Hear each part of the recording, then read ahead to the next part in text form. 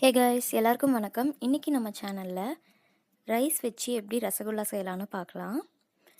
நீங்கள் நம்ம சேனலுக்கு புதுசாக இருந்தீங்கன்னா நம்ம சேனலை இன்னும் சப்ஸ்கிரைப் பண்ணலைன்னா ப்ளீஸ் சப்ஸ்கிரைப் பண்ணிவிடுங்க. அப்படியே பக்கத்தில் இருக்க பெல் ஐக்கானையும் கிளிக் பண்ணிக்கோங்க. வாங்க ரெசிபி எப்படி பண்ணலான்னு பார்க்கலாம்.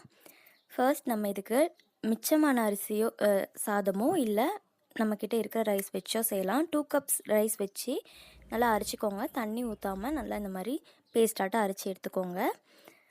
அடுத்து 1 கப் அளவுக்கு சர்க்கரையை தண்ணி அது மூழ்கிற அளவுக்கு மட்டும் விட்டு பாகு காய்ச்சி ரெடி பண்ணி எடுத்துக்கோங்க. இது பாகு காஞ்சிட்ருக்கிற நேரத்தில் நம்ம ஒரு பிளேட்டில் நெய் தடவிட்டு அதில் நம்ம அரைச்ச சாதத்தை எடுத்து போட்டு நல்லா ஒரு 10லேருந்து 15 நிமிஷம் வரைக்கும் நல்லா கலந்து பிசைஞ்சு விட்டுக்கோங்க. ரொம்ப சாஃப்டாக வரும் அப்போ தான். ஸோ இந்த நம்ம ரைஸ் வச்சுருக்கனால கையில் ஒட்டிகிட்டே இருக்கும். ஸோ அப்பப்போ நீங்கள் நெய் தடவிக்கோங்க. லாஸ்ட்டாக நெய் தடவி ஒரு உருண்டையாக பிடிச்சி திரட்டி வச்சுக்கோங்க.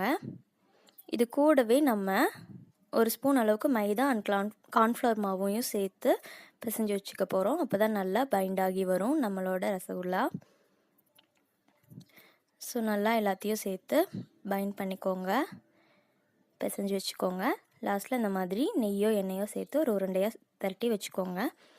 இப்போது இதை குட்டி குட்டி பாலாக தனித்தனியாக உருட்டி வச்சுக்க போகிறோம். அதுக்கு நம்ம கையில் நெய் இல்லைன்னா எண்ணெய் தடவிட்டு கொஞ்சம் கொஞ்சமாக மாவு எடுத்து உருட்டிக்கலாம். ரொம்ப பெருசாக உருட்டிடாதீங்க. உருட்டும் போதே சின்ன சின்னதாக உருட்டுங்க. ஏன்னா இது பாகில் நம்ம போடும்போது இன்னும் கொஞ்சம் பெருசாக வரும், டபுள் தி சைஸ் ஆகும். ஸோ சின்னதாக உருட்டி எடுத்துக்கோங்க. இப்போ பாகு நமக்கு ரெடி ஆயிடுச்சு.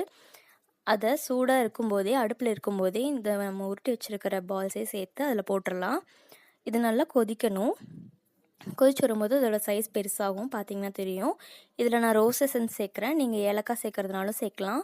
இது ரொம்ப நல்லா சாஃப்டாக வந்திருக்கு எனக்கு.